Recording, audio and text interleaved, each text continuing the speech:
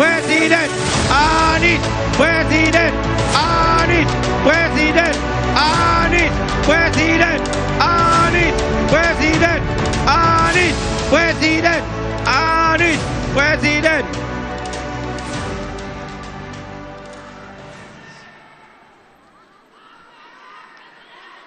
Anies Presiden, Anies Presiden, Anies Presiden, Anies Presiden, Anies Presiden.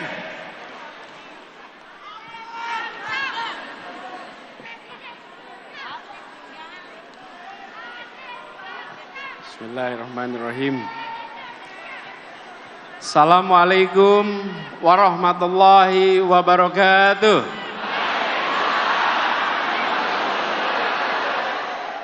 Selamat siang, salam sejahtera untuk semuanya. Selamat datang seluruh relawan dari seluruh tanah air. Boleh tepuk tangan buat semua yang hadir di sini.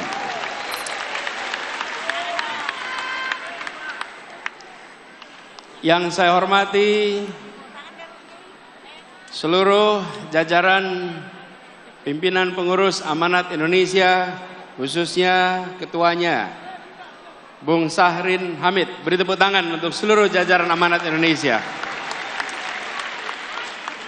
Yang saya hormati, hadir bersama kita Ketua Umum Partai Demokrat, Mas AHY. Beri tepuk tangan untuk Mas AHY.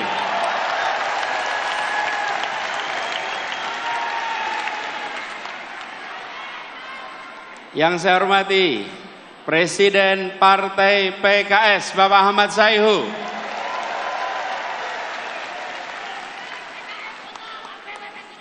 Dan juga Wakil Ketua Umum Partai Nasdem, Bapak Ahmad Ali.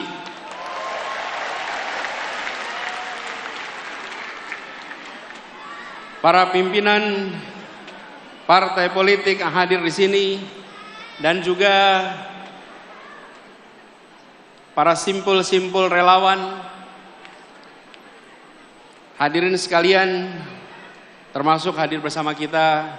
Sebenarnya ada duduk di belakang sana, ibunda tercinta, Ibu Aliyah Rashid Baswedan.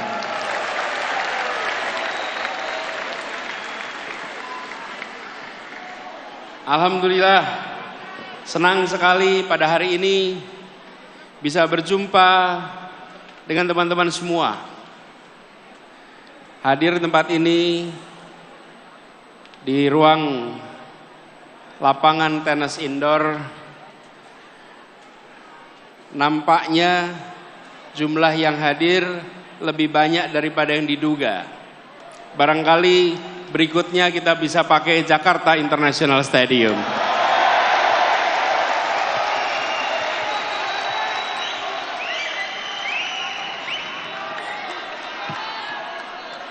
Soalnya belum dipakai ya. Ini relawan yang hadir, saya lihat dari banyak tempat. Mana yang paling jauh dari sini? Dari mana? Medan. Mana lagi? Banten. Rawa Bebek.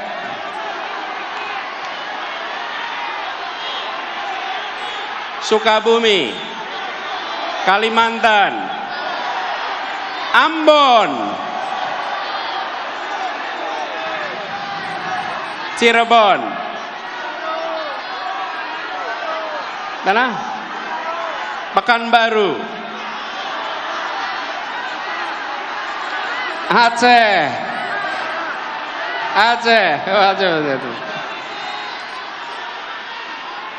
Alhamdulillah, kita berkumpul dari berbagai tempat. Karena itu izinkan kepada semua, saya memulai dengan menyampaikan ucapan selamat Idul Fitri mumpung kita masih di bulan Syawal. Minal aidin wal faizin, taqabbalallahu minna wa minkum. Mohon maaf lahir dan batin. Insyaallah amal ibadah kita di bulan puasa kemarin diterima oleh Allah dan kita berhasil mencapai derajat muttaqin. Dan semoga semangat yang kita dapatkan selama kita menjalankan ibadah di bulan suci Ramadan akan menjadi modal bagi perjuangan kita di bulan-bulan ke depan. Saudara-saudara sekalian, Bapak Ibu yang saya hormati, kita berada di tahun 2023. Bila kita tengok kembali perjalanan bangsa ini, bukan perjalanan yang singkat, yang kecil, tapi perjalanan yang panjang dan besar. Saya ingin dalam kesempatan ini menengok ke depan dengan melihat perkembangan sejak awal bangsa ini terbentuk. Indonesia adalah masyarakat di Nusantara yang pada tahun 1928 lokasinya di Jakarta memutuskan untuk menjadi satu bangsa, memutuskan untuk menjadi satu tanah air dan satu bahasa persatuan. Sebuah keputusan besar untuk menjadi Indonesia di 1928. Itulah satu yang pertama. Menjadi satu bangsa dengan satu bahasa persatuan. Lalu kemudian kita berjalan 17 tahun kemudian kita mendapatkan satu yang kedua, yaitu satu negara. Kita merdeka menjadi sebuah negara Republik Indonesia. Ini adalah satu yang kedua. Dan pada saat Republik ini berdiri, para pendiri Republik bukan hanya menyusun cita-cita. Semua rakyat berjuang untuk apa? Menghadirkan yang disebut dengan janji kemerdekaan. Janji kemerdekaan. Itu tahun 1945. Ini satu yang kedua. Satu yang ketiga. Di tahun 50 kita kembali menegaskan bahwa Indonesia bukan kumpulan negara kecil-kecil, tapi kita adalah sebuah negara kesatuan Republik Indonesia. Ada yang disebut dengan istilah mosi integrasi, menjadi satu. Ini satu yang ketiga, menjadi satu negara kesatuan. Tetapi pada saat itu kepulauan ini masih terpisah-pisah satu sama lain. Kita belum menjadi satu kesatuan wilayah. Yang ada adalah antar pulau, ada lautan, dan lautan itu bukan bagian dari Indonesia. Karena itu kemudian tahun 57 ada yang disebut sebagai Deklarasi Juanda yang menyatakan bahwa seluruh wilayah air di dalam bagian dari negara Indonesia dijadikan sebagai satu teritori tahun 57. Tapi perjuangannya tidak sebentar. Dunia tidak mau langsung mengakui. Pada saat itu dunia bersikukuh bahwa Laut Jawa wilayah internasional, Selat Sunda wilayah internasional, Selat Sulawesi wilayah internasional, dan kita anak-anak bangsa berjuang memastikan bahwa ini satu teritori, dan akhirnya di 1982 kita resmi diakui dunia sebagai satu teritori Indonesia. Inilah satu yang keempat, menjadi satu bangsa, menjadi satu negara, satu kesatuan, dan satu wilayah. Satu wilayah. Inilah kondisi kita hari ini. Tetapi hari ini kita juga harus menengok ke depan. Kenyataannya hari ini, ya wilayah kita satu, ya bahasa kita satu, ya negara kita satu. Tetapi kemakmurannya masih berbeda-beda. Betul? Karena itu ke depan kita berbicara tentang melaksanakan janji kemerdekaan. Janji kemerdekaan ini ada kalimat terakhir dalam pembukaan Undang-Undang Dasar 45, yaitu menghadirkan keadilan sosial bagi seluruh rakyat Indonesia. Inilah yang kita akan arah ke depan. Satu perekonomian, satu kesemakmuran. Bukan kemakmuran tinggi di satu kota, dan rendah di wilayah lain. Bukan kemakmuran tinggi di satu pulau dan lemah di tempat lain. Kita ingin ketimpangan-ketimpangan seperti ini dibereskan untuk semuanya. Apa itu satu kesemakmuran? Satu kemakmuran, satu kesemakmuran. Izinkan saya cerita pengalaman kami di Jakarta. Bapak Ibu sekalian yang tinggal di Jakarta, Jakarta ini terdiri dari berapa kabupaten kota? 6. 5 di daratan, 1 di kepulauan. Saya beri contoh, ada satu pulau yang kalau di peta hanya nampak seperti titik. Di situ disebut sebagai Sang Penjaga Utara. Pulau ini selama sejak kemerdekaan hingga akhir-akhir ini adalah pulau yang jauh di depan dari daratan Jakarta. Lokasi pulaunya lebih dekat ke Sumatera daripada ke dermaga Sunda Kelapa.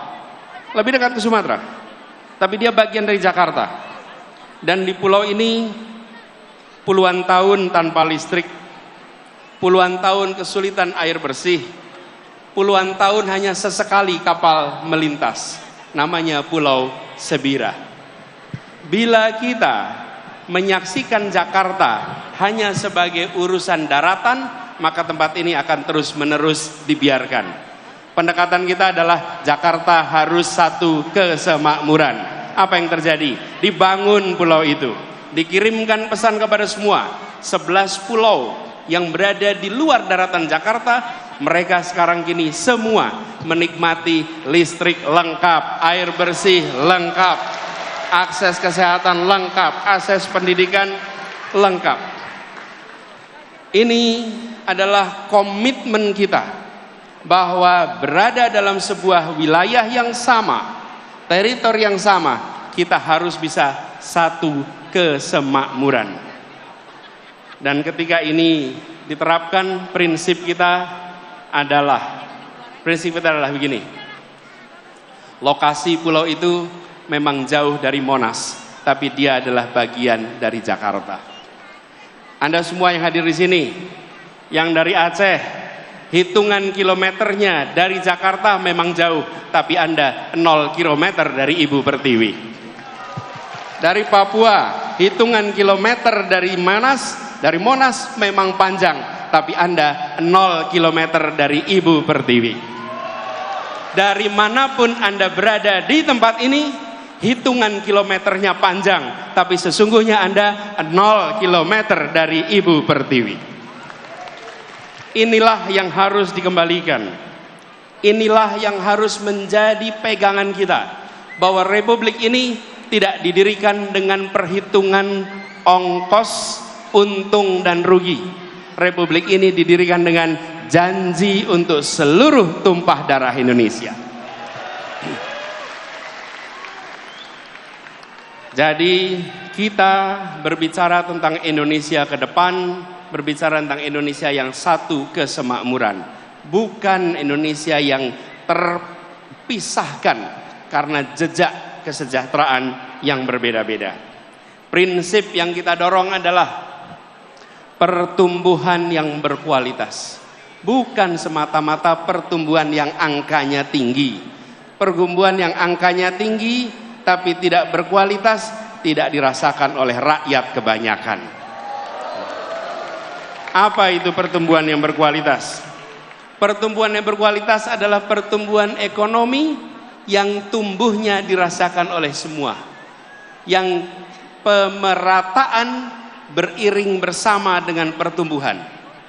Ada pertumbuhan yang begitu tinggi tetapi rakyatnya tidak merasakan. Kenapa? Karena hanya ada 1-2 sektor yang tumbuh utama, yang lain hanya menonton dari rumahnya masing-masing. Inilah yang kita ingin jangkau semuanya. Kemudian kita tahu negeri ini punya begitu banyak peluang, dan pemerintah harus memastikan bahwa sumber daya yang diberikan oleh pemerintah untuk rakyatnya adalah sumber daya yang tepat.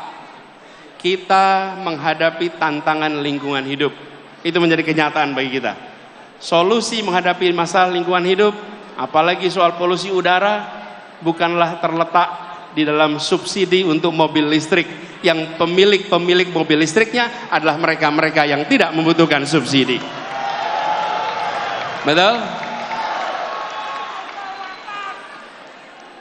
Kalau kita hitung, apalagi ini contoh, ketika sampai pada mobil listrik, emisi karbon mobil listrik per kapita per kilometer sesungguhnya lebih tinggi daripada emisi karbon bis berbahan bakar minyak.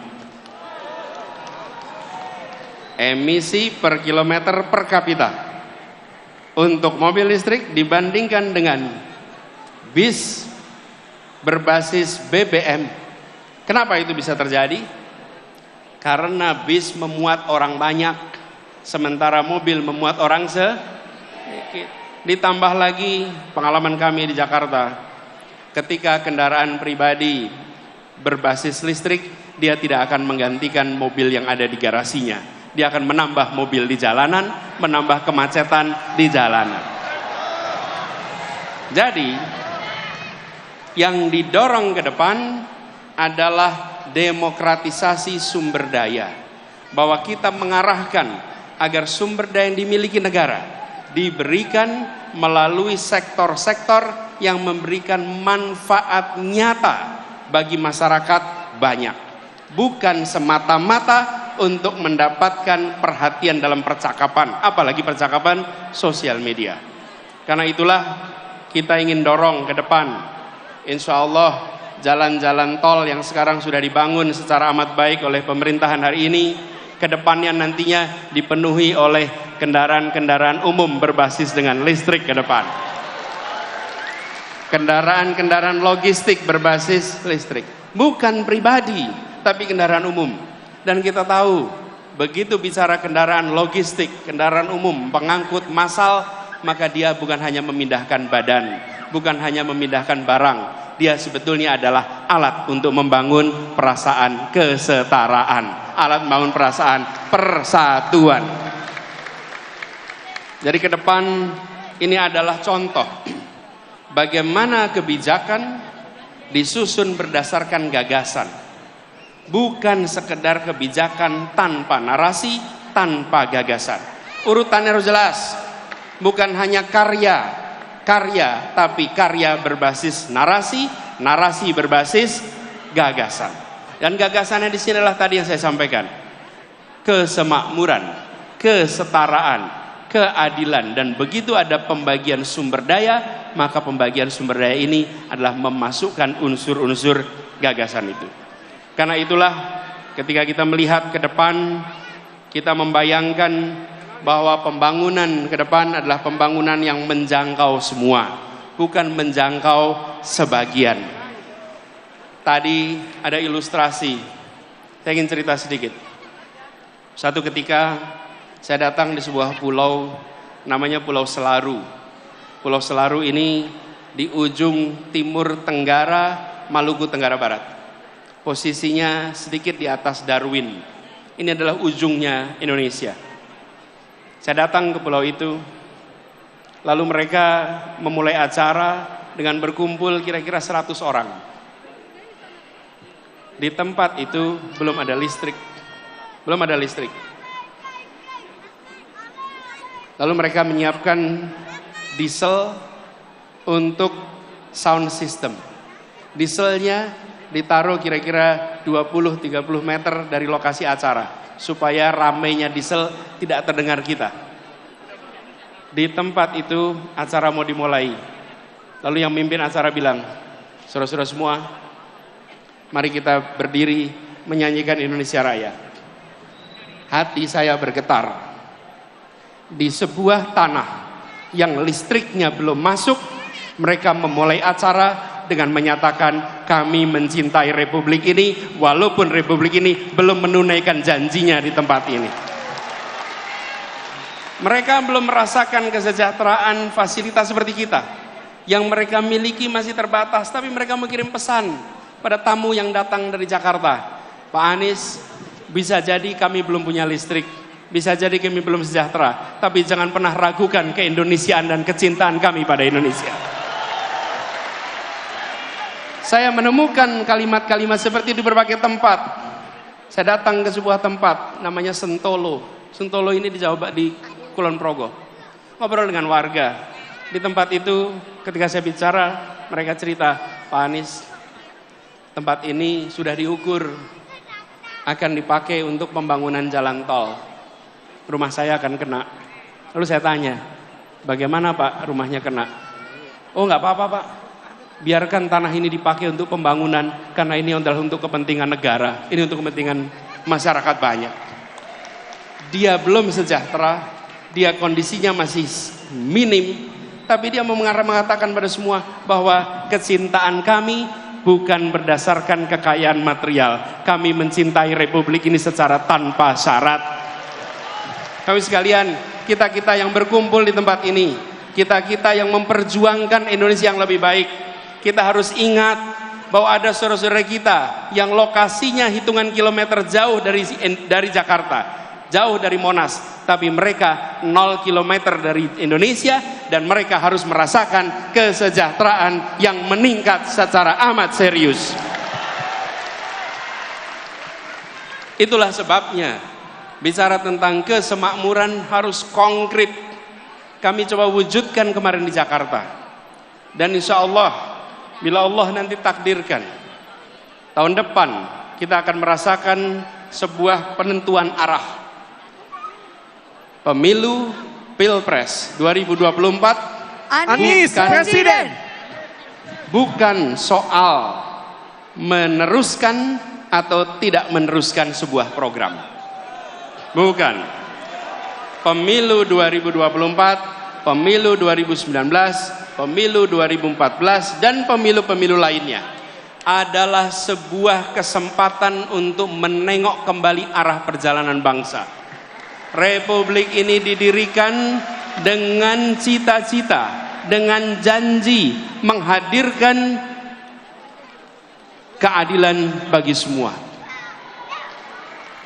Kita harus ingat, merdeka bukan hanya untuk menggulung kolonialisme, merdeka adalah untuk menggelar keadilan bagi semuanya. Merdeka menggelar kesejahteraan bagi semuanya. Dalam perjalanan ini, setiap 5 tahun sekali kita berhenti. Kita berhenti menengok kembali ke titik asal. Apakah kita masih berada di dalam rute yang benar untuk meraih cita-cita itu? Seperti kalau kita melakukan pengembaraan,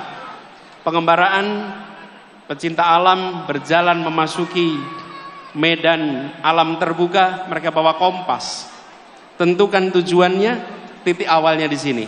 Setiap 1 jam sekali, setiap 5 kilometer sekali mereka berhenti, mengecek apakah kita masih berada di dalam rute yang tepat.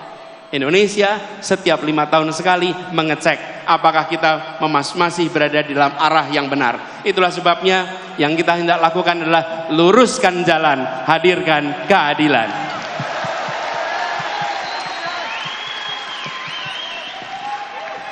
Teman-teman semua, para relawan dan semua simpatisan pendukung yang saya hormati, saya berkali-kali mengatakan bahwa relawan itu adalah pribadi-pribadi mulia. Relawan tidak dibayar bukan karena tak bernilai, tapi karena tak ternilai harganya. Perjuangan ke depan kita ingin meluruskan jalan, dan meluruskan jalan ini kita berhadapan dengan sebuah kompetisi, kompetisi gagasan, kompetisi rencana, kompetisi rekam jejak. Dan dalam kompetisi ini kita akan berhadapan dengan lawan yang memiliki sumber daya yang luar biasa besar, lawan yang memiliki kekuatan yang sangat besar, lawan yang bisa mendominasi. Tapi kita yakin, niat baik bersama orang baik, tujuan baik, insya Allah Allah bukakan pintu-pintu untuk keberhasilan.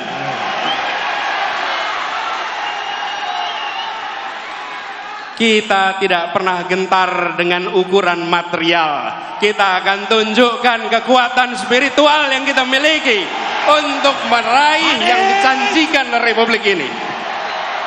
Ini bukan tentang satu orang, ini bukan tentang satu partai, ini adalah tentang nasib masa depan bangsa kita dan anak-anak dari bangsa kita.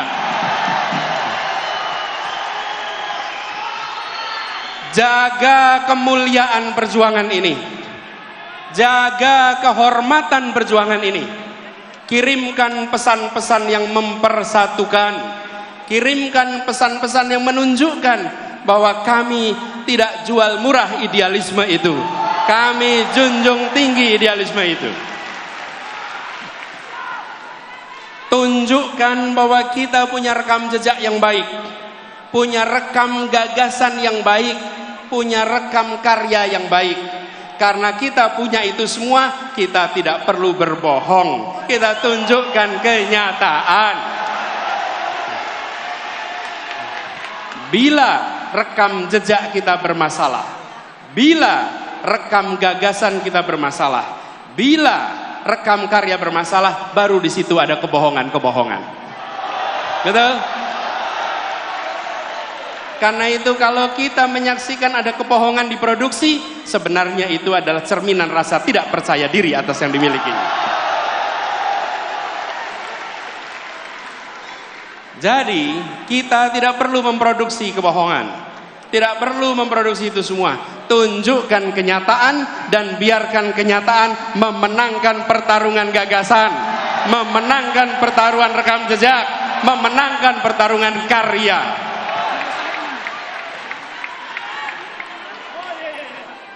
Dan kita ingatkan kepada semua bahwa bisa jadi ada lawan tapi tidak ada musuh. Kita tunjukkan kepada semua bahwa kita saudara sebangsa. Ya, kita berlawanan gagasan, ya kita berlawanan rekam jejak, tapi kita bukan musuh. Musuh saling menghabisi, lawan saling menguatkan. Lawan debat adalah teman berpikir. Lawan badminton adalah teman olahraga. Lawan voli adalah teman olahraga. Lawan di dalam proses pilpres, lawan di dalam pemilu, mereka adalah teman dalam demokrasi. Dan kita kirimkan pesan kepada semua, ini demokrasi modern. Ini bukan pengaturan negara dengan cara-cara yang non modern. Di dalam demokrasi modern, saya ingatkan beberapa hari yang lalu, bahwa di dalam proses ini semua tidak ada kekuasaan yang berpindah, tidak ada kekuasaan yang hilang. Kekuasaan itu tetap dan terus berada di tangan rakyat Indonesia. Yang berpindah itu adalah kewenangan untuk melaksanakan kekuasaan rakyat. Dan tiap 5 tahun sekali, rakyat yang memegang kekuasaan menitipkan kewenangan itu secara bergantian. Inilah negara modern, inilah negara demokrasi modern. Karena itu, bila ada yang berpandangan khawatir kehilangan kekuasaan, maka sesungguhnya dia tidak paham prinsip-prinsip dasar demokrasi. Karena kekuasaan itu tidak hilang, kekuasaan itu tidak berpindah. Kekuasaannya ada pada saudara-saudara semua rakyat Indonesia. Kami mengajukan diri, dengan menyatakan, ini gagasan kami, ini rekam jejak kami, ini karya kami, dan biarkan rakyat tanpa dipengaruhi, tanpa ada tangan negara yang terlibat, negara netral, negara mengambil sikap di atas semuanya, dan percayakan rakyat bahwa rakyat akan menitipkan kewenangan itu pada mereka-mereka yang memiliki rekam jejak yang benar, rekam karya yang benar, dan rekam gagasan yang baik. Kalau negara sampai intervensi, namanya negara sedang melecehkan rakyat Indonesia. Rakyat Indonesia sudah matang, rakyat Indonesia sudah mampu untuk menentukan kepada siapa kewenangan itu dititipkan, tidak perlu ada intervensi-intervensi. Dan kepada seluruh rakyat Indonesia, mari kita jaga Kekuasaan itu ada pada rakyat, bukan pada yang lain. Jangan jual kekuasaan itu. Jagalah kekuasaan itu sampai nanti di TPS dan sampai nanti penghitungan. Bahwa ini bukan sekedar statistik hitungan. Ini adalah hak saya untuk menentukan masa depan perjalanan bangsa ini. Ini memberikan pesan kepada semua bahwa Indonesia adalah negara demokrasi modern yang dunia boleh menengok, dan kita kirimkan pesan pada semua. Negeri-negeri di luar sana menengok pada kita dengan rasa kagum. Kenapa mereka kagum? Mereka melihat sebuah bangsa yang bahasanya ratusan, yang suku bangsanya ratusan, tapi memiliki kemampuan untuk berbicara dengan bahasa satu, bahasa persatuan, bahasa Indonesia. Lalu ketika mereka berdemokrasi, kita tunjukkan demokrasi dengan sikap yang matang, menunjukkan kematangan luar biasa. Mari kita sama-sama song-song kesempatan perubahan ini dengan membawa gagasan, membawa rekam jejak, sekaligus membuktikan kita semua di sini, pada diri kita, pada anak-anak dari anak-anak kita, bahwa di tahun 2024 ketika Republik ini akan menentukan arah barunya, saya tidak menjadi penonton di rumah yang tak bertanggung jawab. Saya turun tangan langsung ikut menentukan arah perjuangan Republik ini. Biarkan itu menjadi catatan bagi kita semua. Anda semua, kita semua bisa bercerita kepada diri kita, kepada anak-anak dari anak-anak kita, bahwa saya bukan menjadi warga negara yang menonton. Di tahun 2024 saya menentukan arah baru untuk Republik ini.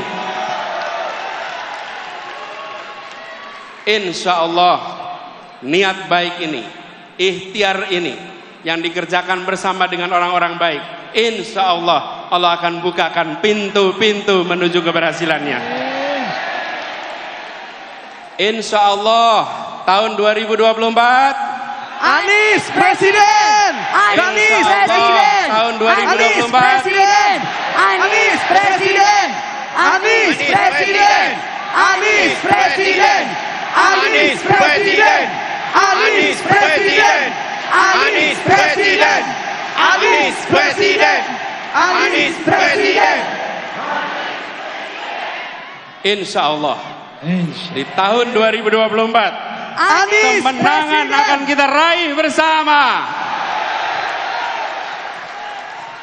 Terima kasih, dan kepada semuanya yang datang dari berbagai wilayah, datang ke Jakarta, datang ke tempat ini, titip salam untuk keluarga, titip salam untuk saudara-saudara semua. Sampaikan kepada semua, saya pulang kembali dari pertemuan dan saya bekerja untuk perubahan bagi Indonesia yang lebih baik. Assalamualaikum warahmatullahi wabarakatuh. 2024